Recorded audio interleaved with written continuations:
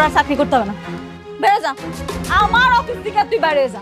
যখন দুঃখে পড়ছিলা তখন আমার মেয়ের হাত ধরে তো নদী পার হচ্ছিলা। এই রাতুলের কথা ছিল আমার মেয়ের এসে বিয়ে করবে। আব্বা, কারে কেক খাওয়াইতেছ তুমি?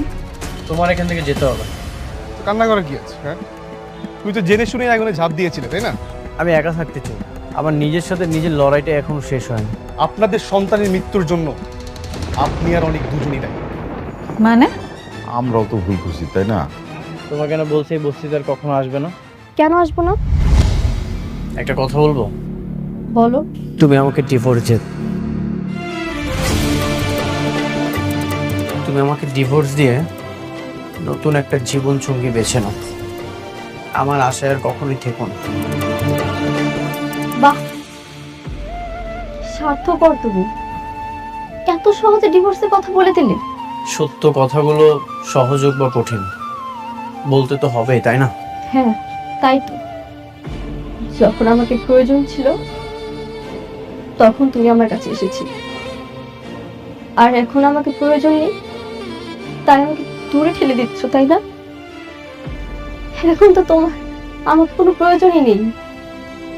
এত স্বার্থপর তুমি, শুধুমাত্র স্বার্থের জন্য তুমি আমার কাছে এসেছিলে। আমি এটা তোমার কাছ থেকে আশা করিনি। হ্যাঁ, সেটাই। আমি সন্তানের শোকে কাতর হয়ে আছি। তুমি সন্তানের যন্ত্রণা বুঝবে না, কারণ তোমার তো কখনো সন্তানই হবে না। সন্তানের মর্মটা তুমি বুঝবে না। আমার সন্তান হবে না এর জন্যই কি তুমি আমাকে ডিভোর্স দিতে চাচ্ছ? আমি কখনো মা হব না, তোমাকে বাবা ডাক শোনানোর মতো ক্ষমতা আমার কাছে নেই। এটাই কি আমার সবচেয়ে বড় অপরাধ? কি বলতে চাও তুমি? কি আর বলবো, মেঘলা সন্তানের জন্ম দিতে পারে বলে বারবার তোমাকে অপমান করার পরও সে তোমার কাছে ভালো, খুব প্রিয়। আর আমি তোমাকে এতটা ভালোবাসি, তবুও সন্তান জন্ম না দেওয়ার কারণে তুমি আমাকে ডিভোর্স দিতে চাচ্ছ? হ্যাঁ, সেটাই। তোমার যেটা ভাবার সেটাই ভাবো। তুমি এখান থেকে প্লিজ চলে যাও, কখনো আর এখানে আসবে না। আমাকে একা থাকতে দাও।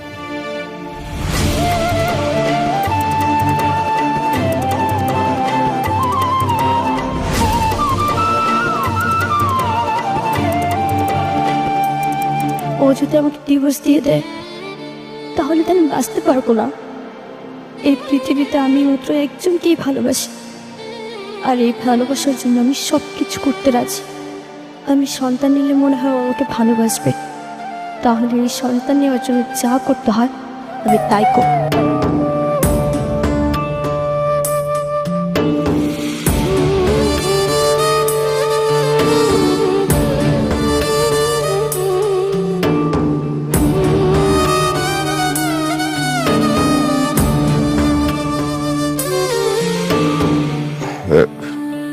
মামেগলা, আব্বা, কিছু কইবা? কেন আইছো তোমরা এত রাইতে? কি রে মা, অফিস থেকে এসে সেই যে এখানে আজ থুম মেরে বয়ে রইছস, কিছু তো বুঝতেছি না। কিছু হয়েছে? মন খারাপ? না, মন কেন খারাপ থাকবে, সব ঠিকই আছে। ওমা, অনেকের বিষয়ে কিছু ভাবছোস? কি করবি জানি না। ওর কথা ভাবতে গেলে আমার সন্তানের কথা মনে পড়ে। ওই আমার যে কষ্টটা দিছে এটা আমি বলতে পারতাছি না আম্মা। মারে, ও মা, অনেকই তো কষ্ট পাইতেছে। তোর সন্তানটা মরে গেল, তোরা দুই জায়গায় দুইজন বসে বসে কষ্ট নিয়ে কাঁদতেছস। আমি কই কি, একটু ভাইবা দেখ, তোরা দুইজন যদি একসাথে থাকোস তাহলে আমার মনে হয় যে আস্তে আস্তে তোকে কষ্টটা কমে যাবে।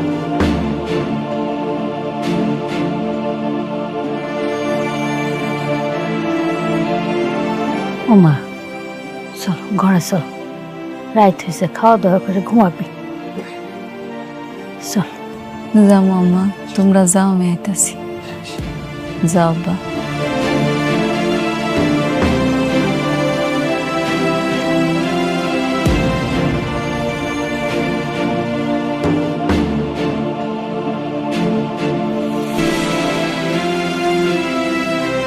ম্যাপ যেটা আপনি দেখালেন, কিন্তু বিল্ডিং এর সাথে তো ম্যাপের কোনো মিল খুঁজে পাচ্ছি না। আপনারা তো রুলস ছাড়াই এই বিল্ডিংটা তুলছেন। আজ থেকে আপনাদের এই বিল্ডিং এর কাজ বন্ধ। সবকিছু তো ঠিক ছিল, সরকারিভাবে পরীক্ষিত। শালিমার বিল্ডার্স তো কখনো 2 নম্বরি করে বিজনেস করে না স্যার। দেখেন, ছোট কোম্পানি বা বড় কোম্পানি বলে কোনো কথা নেই, আইন সবার জন্য সমান। আপনারা যদি এভাবে বেআইনিভাবে কাজ করেন, আজ থেকে এই প্রজেক্টের কাজ বন্ধ, যতক্ষণ না পর্যন্ত আপনারা নিয়ম মেনটেন না করবেন। আরে স্যার, আপনি ওদের সাথে এত কথা বলতেছেন কেন? শুনেন, এরকম আরো অনেক প্রজেক্ট আছে, সেগুলো তদন্ত করতে হবে। তদন্ত করলে আপনি বুঝতে পারবেন যে এখানে দুর্নীতি আছে কিনা। তাহলে আপনার চোখের সামনে সবকিছু ক্লিয়ার হয়ে যাবে, সব দুর্নীতি দিয়ে ভরা।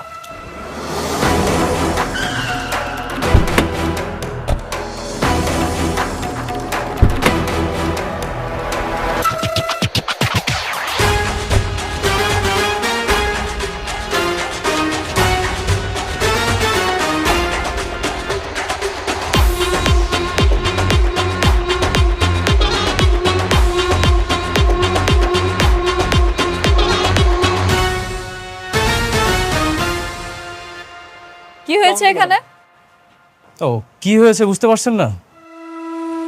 দুর্নীতি করে বিজনেস করতেছেন, আর এখন এসে বলতেছেন কি হয়েছে? এই স্যার, ওনাকে বুঝাই বলেন। শুনেন, আপনাদের এই আবাসিক প্রকল্পের কার্যক্রম কোনো সরকারি বিধিনিষেধ মেনে তৈরি হচ্ছে না। এমন বেআইনিভাবে কোনো সরকারি প্রজেক্টের অনুমোদন আমরা শহরের মধ্যে দিতে পারি না। আপনাদের এই প্রজেক্ট আজকের এই মুহূর্ত থেকে বন্ধ। আপনারা সবকিছু তদন্ত করে দেখছেন? সবকিছু ভালো মতো দেখেন, তারপরে কোন? হ্যাঁ, অবশ্যই। আপনার আপত্তি থাকলে আপনি আবার আবেদন করতে পারেন, আমরা নতুন করে তদন্ত করে দেখব। কিন্তু ততদিন এই প্রজেক্ট বন্ধ থাকবে। পরবর্তী নির্দেশ না দেওয়া পর্যন্ত এখানে কোনো কাজ করা যাবে না। সবাই চলেন তাহলে। রাতুল সাহেব, তাহলে আসি।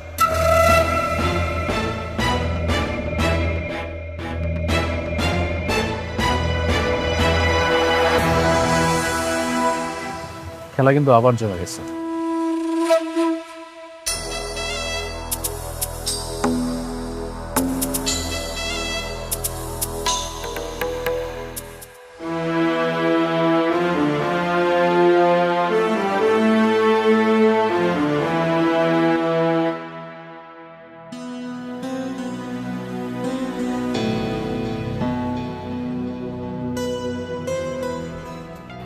আমি বলবো কি, আপনি আর একটু ভেবে চিনতে সময় নিয়ে সিদ্ধান্তটা নেন।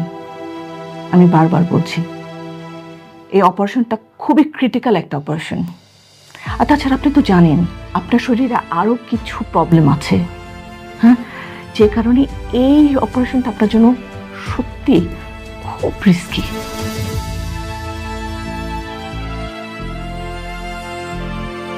আমি সব রকম রিস্ক নিতে চাই, আপনি ব্যবস্থা করুন।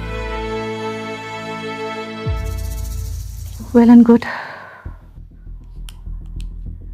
আমাদের তো টেস্ট সবই হয়ে গেছে, রিপোর্টও সব এসে গেছে। তাহলে আপনারা যদি রাজি থাকেন, আমরা কালকে বিকেলের মধ্যে অপারেশনটা করে ফেলতে পারি। Okay, thank you. Best of luck. Ma'am, yes, আপনার রাউন্ডের সময় হয়ে গেছে। Oh sure, I have to go. আমি আবার আপনাদের অনুরোধ করব, আপনারা আরেকটু সময় নিয়ে ভাবেন, ডিসিশন নেন।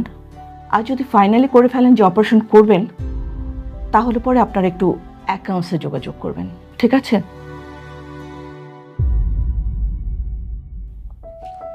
আমি করতে হবে, চলো আসি।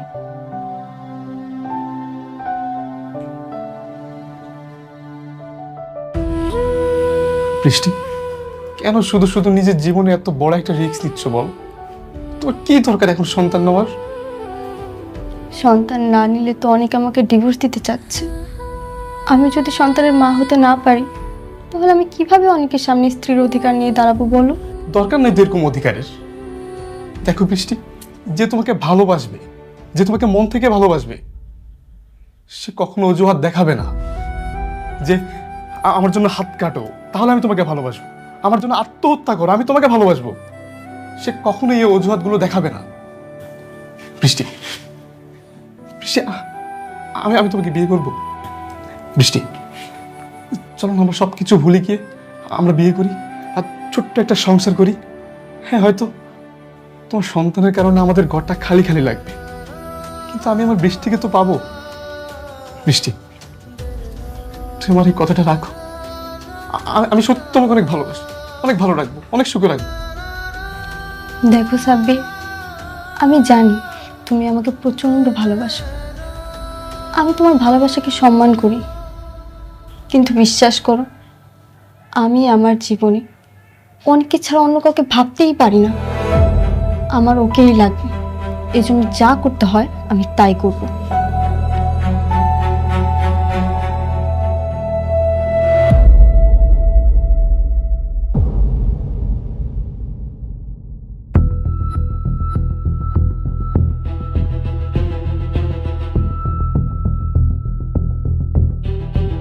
ম্যাডাম, আমাদের প্রজেক্টে তেমন কোনো সমস্যা নেই, তারপরও এমন কাউকে দিয়ে উপস্থাপন করা দরকার যিনি সবকিছু বোঝেন।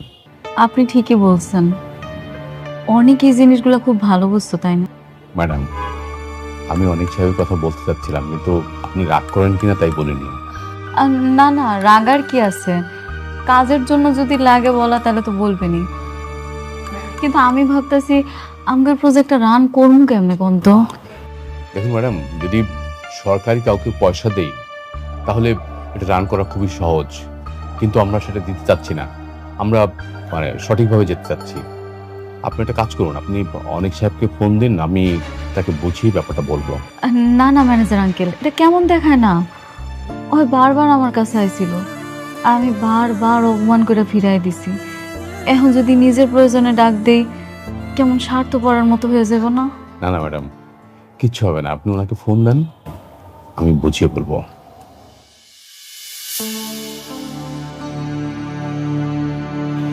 আচ্ছা ঠিক আছে।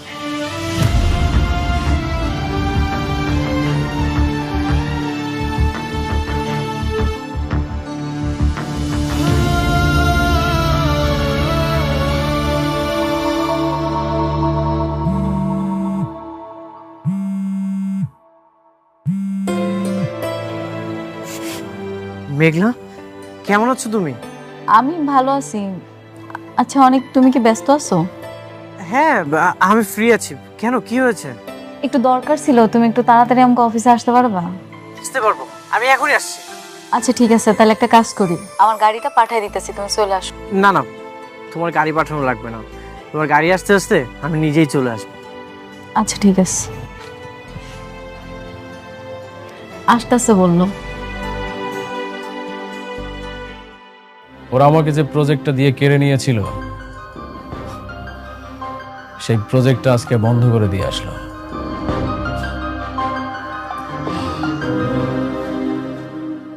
Very good. এভাবেই আস্তে আস্তে ওদের সবর মারতে হবে। মেঘলা ভেবেছিল মনে হয় আমি ফুরিয়ে গেছি, কিন্তু ও জানে না এই রাতুল রাজ কি জিনিস। অনেকে বড় কোনো শিক্ষাই দিতে পারলাম না, যতদিন তা না পারবো ততদিন আমি শান্তি পাবো না রাতুল।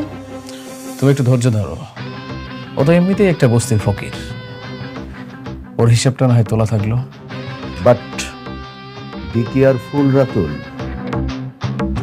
ভেবে চিনতে আগাতে হবে। মনে রাখবে, শালিমা গ্রুপ বেশ শক্তিশালী। একটু 19-20 হলে উল্টো আমাদের গলায় কিন্তু দড়ি পড়বে, কথাটা মনে রেখো। আপনি এই বিষয়ে কোনো টেনশন করবেন না কেন, আমি একদম হিসাব নিকাশ খুব সুন্দর করে কষে তারপর শালিমা গ্রুপকে ধ্বংস করতে নেমেছি।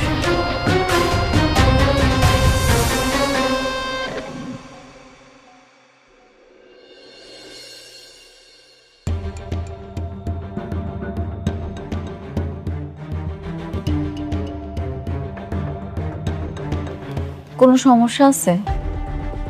আমি তো দেখতেছি সবকিছু মোটামুটি ঠিকই আছে, তারপর ওই সরকারি লোকটা কেন কাজ বন্ধ করে দিল? সবই দেখলাম, পরিষ্কারভাবে বোঝা যাচ্ছে এই সব কিছুই রাতুল ষড়যন্ত্র করে সাজিয়েছে। কি রাতুল করাইছে? পুরো দেশটাই এখন টাকা পয়সার উপরে চলে, দুনিয়া হচ্ছে টাকার গোলাম। তুমি চিন্তা করো না, আমি তো আছি, আমি সব কিছু দেখে নিব। থ্যাংক ইউ অনেক সাহেব, আমরা জানতাম যে আপনি পারবেন। রাতুল ছেলেটা বড় বেয়াদব, সব জায়গায় না সবার ক্ষতি করে বেড়ায়। রাতুল আমার পুরো জীবনটাই ধ্বংস করে দিয়েছে, সব কিছু এলোমেলো করে দিয়েছে।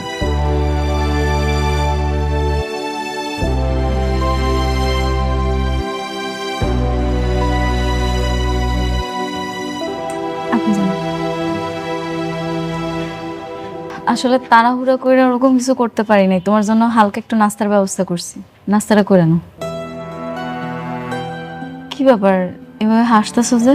তেমন কিছু না, অনেকদিন পরে তুমি আমার উপর নরম হয়েছো, এই জন্য ভালো লাগছে।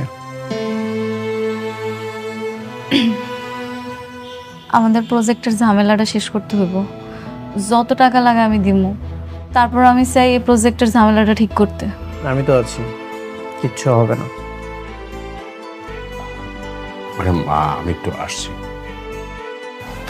Thank you. ঠিক আছে তাহলে।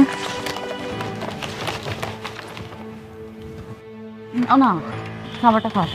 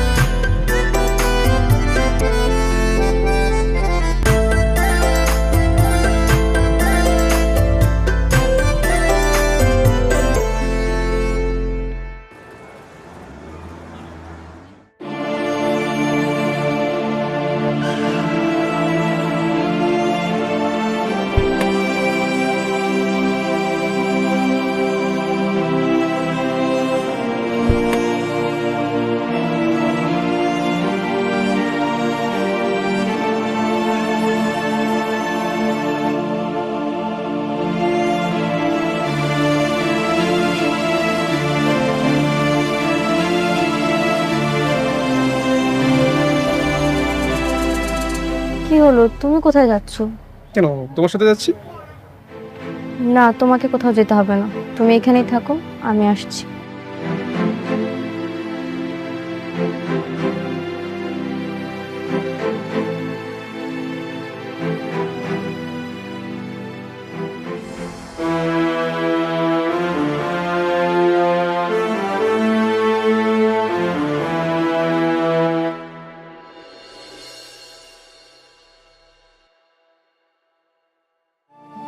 আপা, আপনি আইছেন? কেমন আছেন? এই তো আপা, ভালো আছি। বাবুর কি খবর?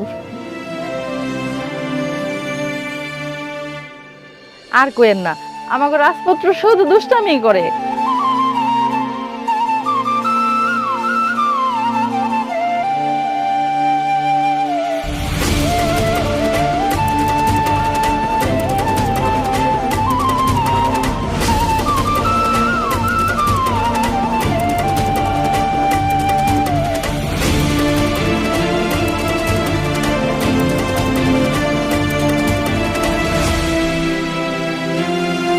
আপা, আপনার চোখে পানি, আপনি কাঁদতেছেন কেন? ও কিছু না আপা, কালকে আমার অপারেশন, জানি না বাঁচবো নাকি মরে যাব। যদি আর না ফিরি তাহলে ভাববেন আমি আর এই পৃথিবীতে নেই। কিসের অপারেশন? কি হয়েছে আপনার? আমার তো কখনো সন্তান হবে না, কিন্তু প্রত্যেকটা মেয়েরই তো স্বপ্ন সে মাতৃত্বের স্বাদ গ্রহণ করবে, তার একটা ছোট্ট সন্তান থাকবে, সারাক্ষণ মা মা বলে ডাকবে। জানেন আপা, এই সন্তানের জন্য না আমার সংসারটাও ভেঙে যাচ্ছে। এই অপারেশনটা করে যদি আমার সন্তান হয় তাহলে আমার সংসারটাও টিকে যাবে, এই জন্যই আমি অপারেশনটা করছি। আপনার কিচ্ছু হইব না আপা, আপনার জন্য দোয়া করি, আপনি জানি তাড়াতাড়ি সুস্থ হয়ে ফেরেন। যদি সুস্থ হয়ে ফিরি তাহলে তো আলহামদুলিল্লাহ, তখন আবার আসবো। ওর দিকে খেয়াল রাখবেন আপা, আমি না থাকলেও যেন ওর যত্নে কোনো অবহেলা না হয়।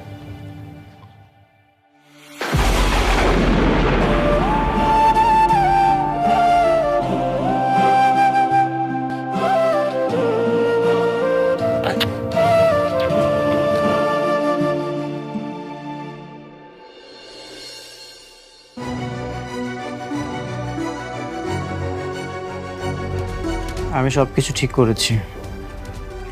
ওরা ডিজাইনটা নকল করার চেষ্টা করছে। আমি সব কিছু আবার নতুন করে বের করেছি। তার মানে কালকে থেকে কাজ শুরু করতে পারবো, তাই তো? হ্যাঁ, আমি তাদেরকে চ্যালেঞ্জ করেছি। কাল নতুন করে তদন্ত হবে আর আমি সেখানে থাকবো।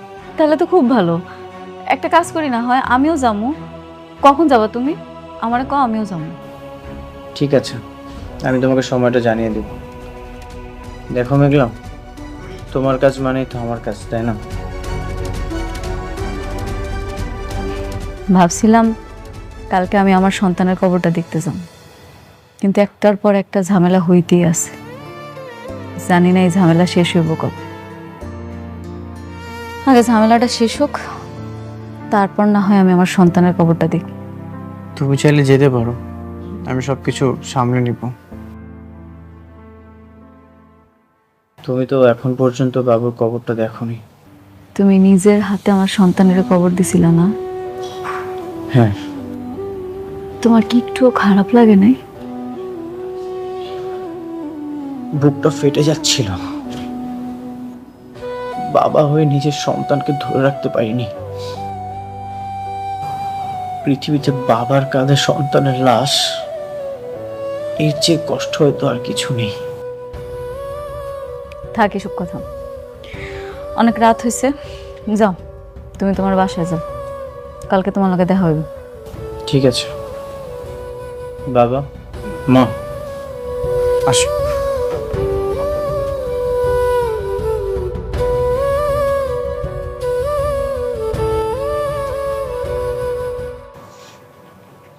আমার তো কালকে অপারেশন, জানি না বাঁচবো নাকি মারা যাব। আমি চাই আমার অপারেশনের আগে অনেককে আসতে বলবো, ওকে ওর সন্তানের কথা বলে যাব। অনেক আর মেঘলার সন্তান যাতে সুখে দুঃখে একসঙ্গে থাকতে পারে। না না, এটা তুই কেন করবি? হ্যাঁ, তুই যদি এটা করিস তো আমরা সবাই আবার একই বিপদে পড়ে যাব। থানা, পুলিশ, ঘৃণা, সবকিছু। কিন্তু বাবা, এটা যদি আমি না বলি তাহলে তো আমার মৃত্যু হলেও আমি শান্তি পাবো না। বৌমা, তোমার মরার কথা কেন আসছে বলো তো? তুমি একদম সুস্থ হয়ে যাবে, কিন্তু তো হয় বৌমা, তুমি আর যাই করো, অনেককে এখন আসতে বলো না। মানে হয়েছে কি, এই কথা জানলে কিন্তু আমাদের সবাইকে জেলে দেবে। তাই বলে কি ওরা ওদের সন্তান থেকে দূরে থাকবে? বেঁচে থাকার পরও মৃত ভেবে দিনের পর দিন পার করবে? বৌমা, তোমার অপারেশনের আগে অনেককে কোনো কিছু জানানো দরকার নাই। অপারেশন যখন সাকসেস হয়ে যাব, তোমার তো বাচ্চা এমনি হইব। হ্যাঁ, তখন কিন্তু আবার অনেক তোমাকে গ্রহণ করবে না। এই জন্য বলছিলাম কি, যেটা গোপন আছে সেটা গোপনই থাক। হ্যাঁ মা, এখনই অনেককে কিছু জানানোর দরকার নাই।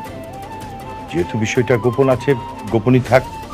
আমরা সময় সুযোগ বুঝে অনেককে বুঝে বলবো।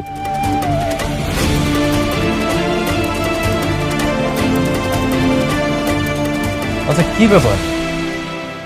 ওনারা কেউ আসছে না কেন? আর আমরা এখানে আর কতক্ষণ অপেক্ষা করবো? কাজ করাতে হলে তো আসতেই হবে। দেখি আর একটু সময় আসে কিনা।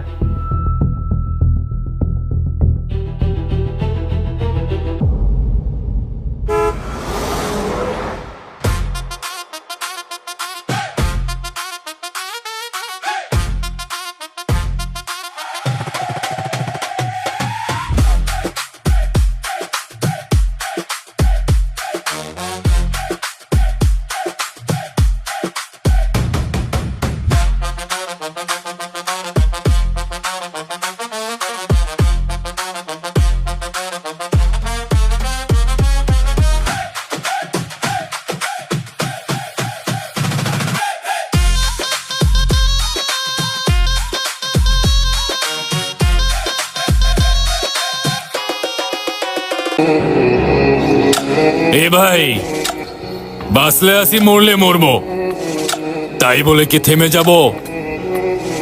ঝুঁকি আছে তো আছে, রিক্স আছে তো আছে, তবে লক্ষ্য আমার ইতিহাস গড়ব। মৃত্যুকে আমি ভয় করি না brother, I like the history of life.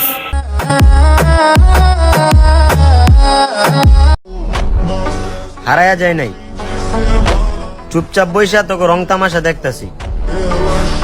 সময় হইলে ঠিক মতো হিসাব নেব।